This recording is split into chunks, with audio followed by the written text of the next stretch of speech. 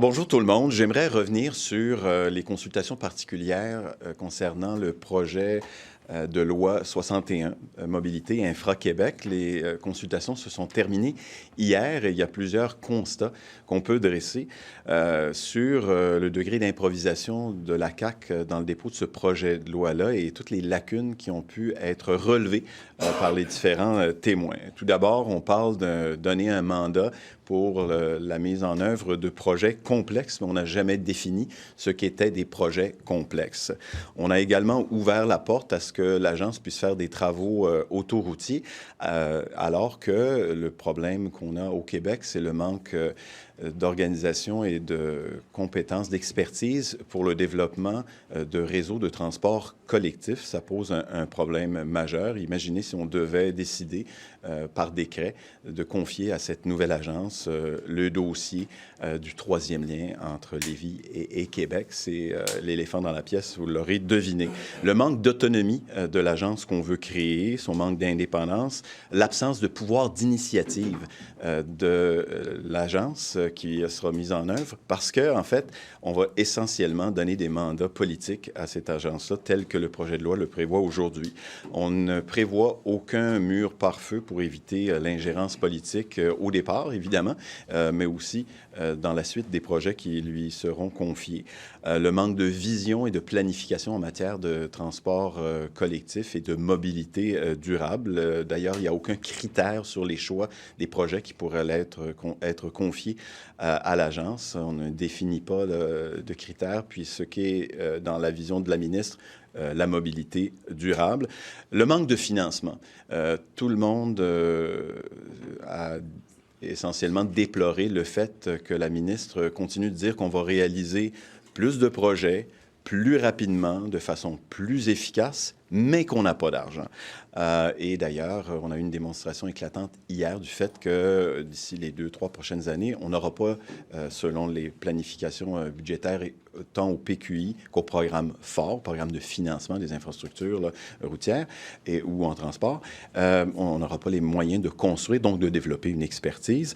Le respect des compétences municipales n'est pas inscrit dans le projet de loi, non plus que le respect de l'expertise des sociétés de transport des différentes villes. Les rôles et les responsabilités de chacun dans l'écosystème du transport ne sont pas définis.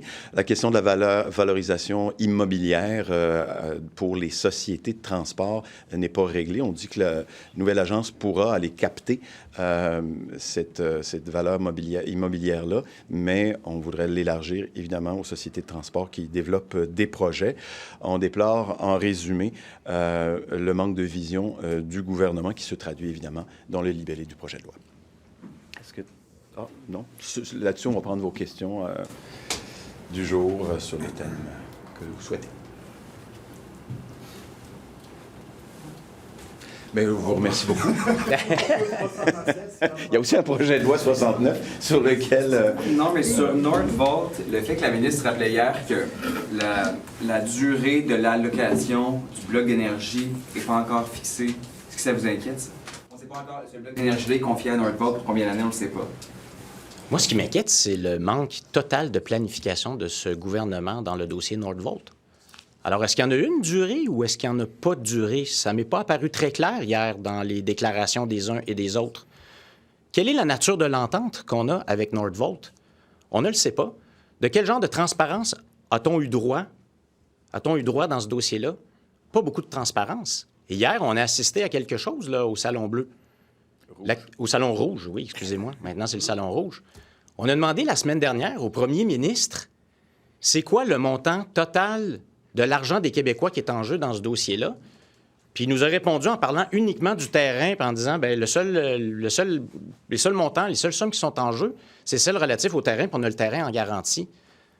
Or, la ministre de l'Énergie, hier, de l'Économie de l'Énergie, nous a dit, non, on a investi aussi dans la maison mère à travers Investissement Québec. On a investi à travers l'argent des Québécois, à travers la Caisse de dépôt et placement.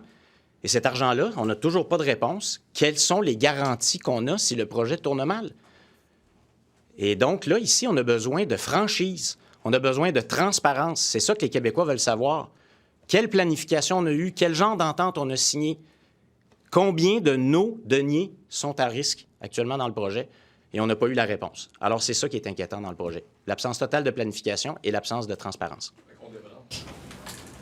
Non, la question n'est pas de débrancher actuellement. La question est de savoir quelle planification, quelle analyse. Mais vous tirez dans la chaloupe continuellement, donc vous n'êtes pas pour le projet. On questionne le gouvernement sur la planification de ce projet-là.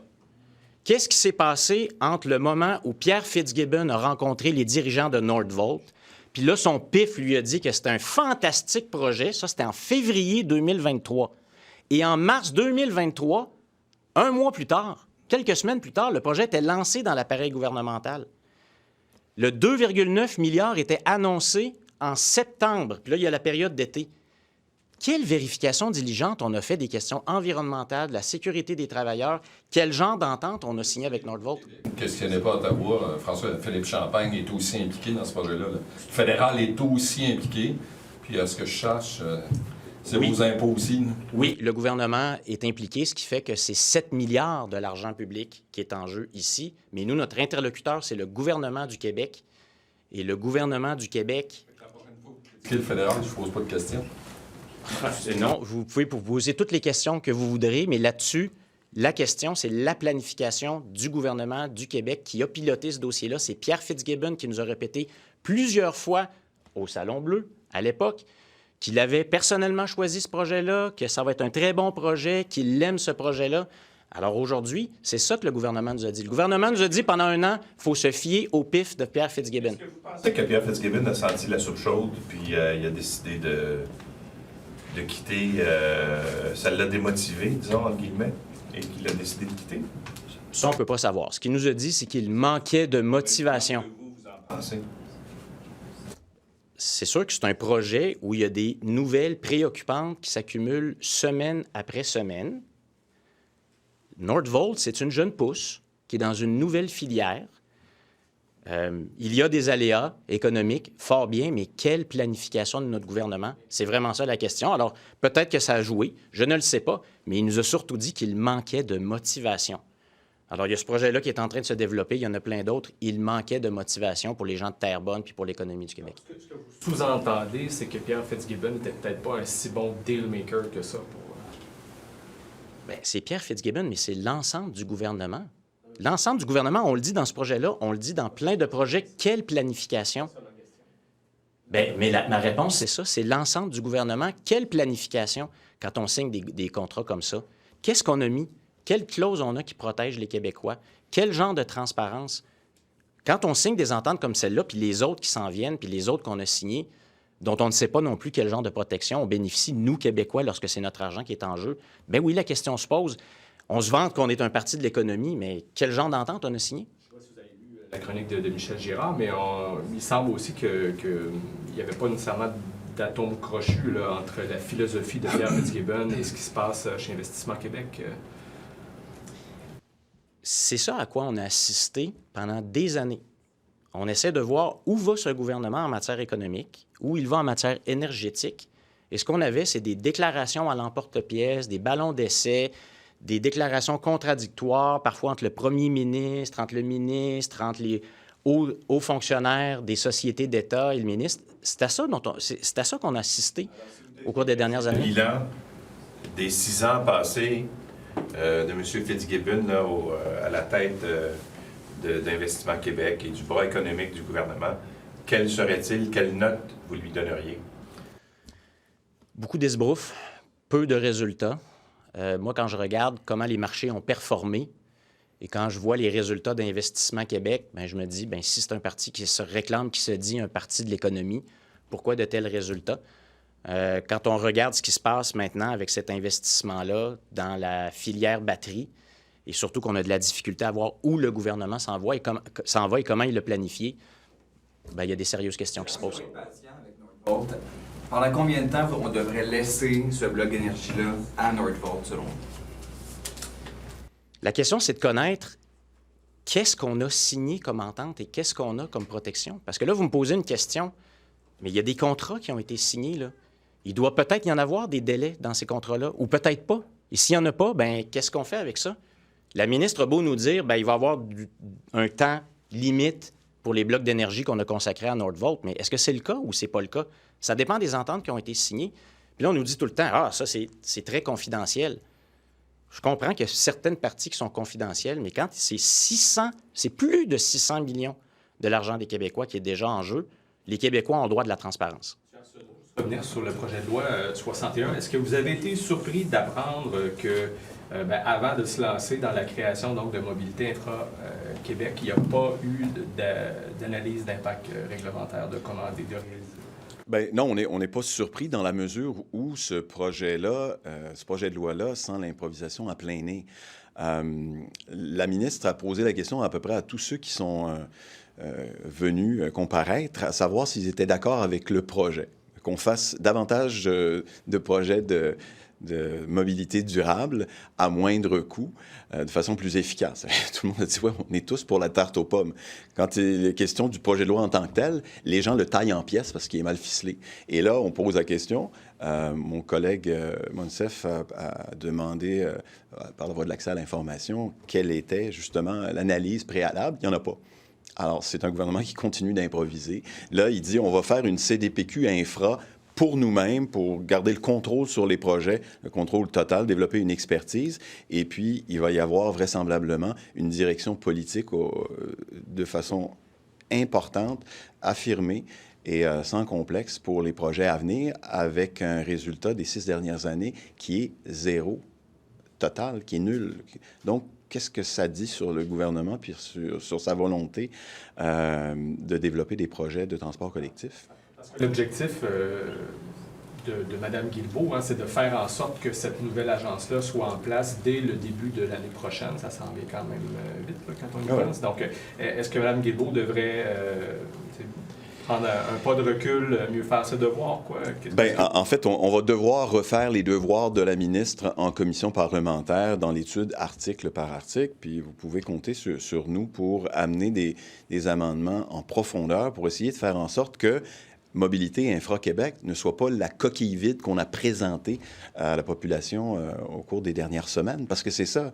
Ça peut être gage du meilleur ou du pire, dépendamment du mandat, de la mission, des moyens, du financement.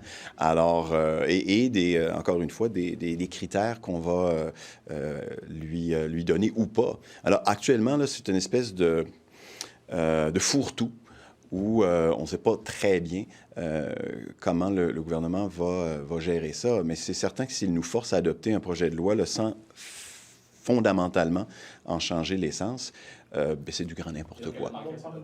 Bien, absolument. Elle a manqué à son devoir dans la mesure où je pense qu'au-delà du mémoire qui est déposé au Conseil des ministres, pour être diligent dans son travail, il faut faire une analyse d'impact. Et elle ne l'a pas fait. Et d'ailleurs, elle ne l'a pas fait.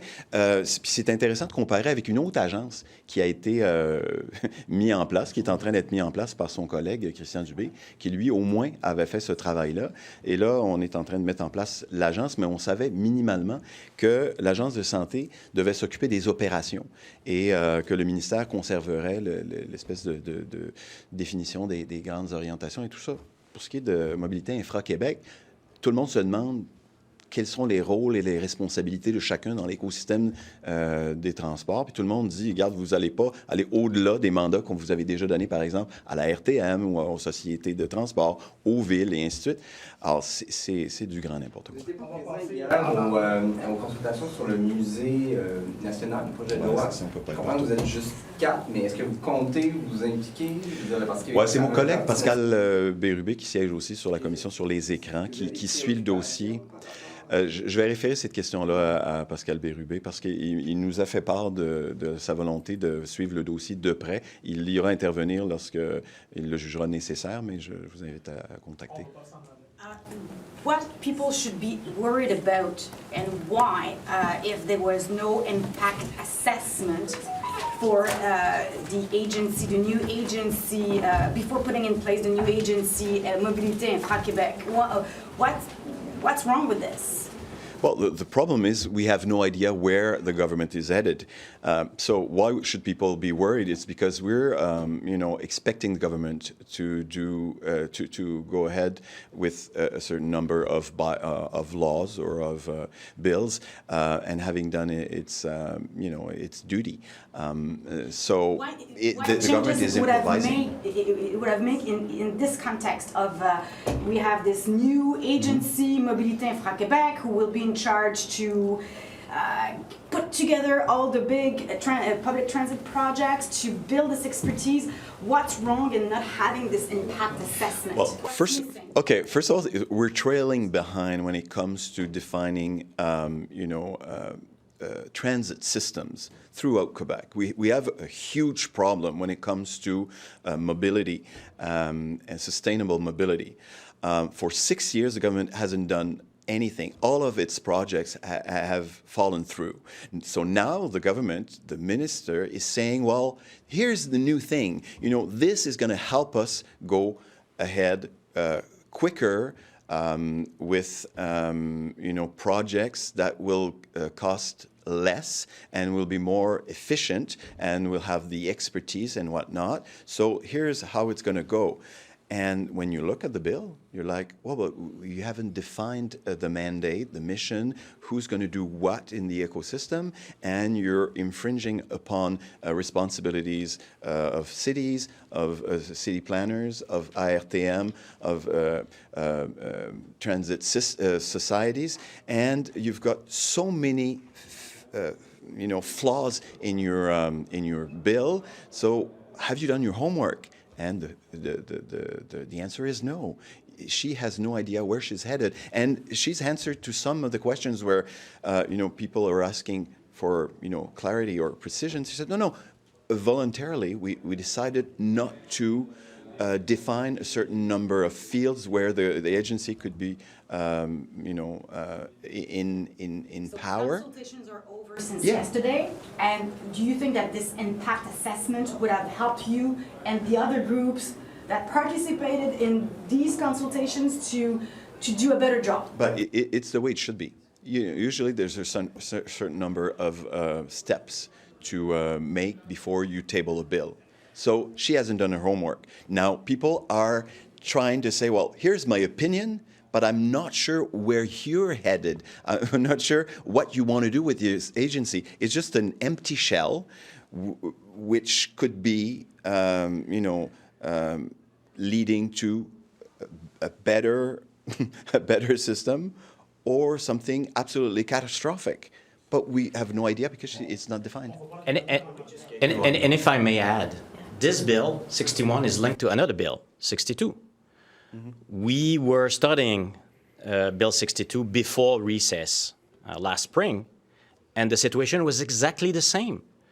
I was asking questions. Have you considered the recommendations of the Charbonneau Commission to assess what are the risks that this project, that this new bill might entail compared to these recommendations?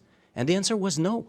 They didn't do it. So planning, preparing, risk assessments, that's what we are expecting from this government before tabling so important bills such as Bill 61 and Bill 62. Biggest concern about Northvolt? There's obviously a lot of talk about Northvolt lately, and it sounds like the government is giving maybe some sort of a timeline to Northvolt to, get things together before they consider taking away an energy block. So what is your biggest concern, and how long should Quebec be waiting? Our biggest concern is that the government rushed the project without a serious prior analysis, that a proper risk assessment was not made, that we invested 2.9 billion of the taxpayers' money in the project without any serious planning, and we don't know what are the details of the agreement with Northvolt and what the government can do or cannot do if the project is not going as expected. How much of our money is at risk? We say it's $600 million to date, and the government is failing to admit it. So that's the concern. What are the protections for the taxpayers' money?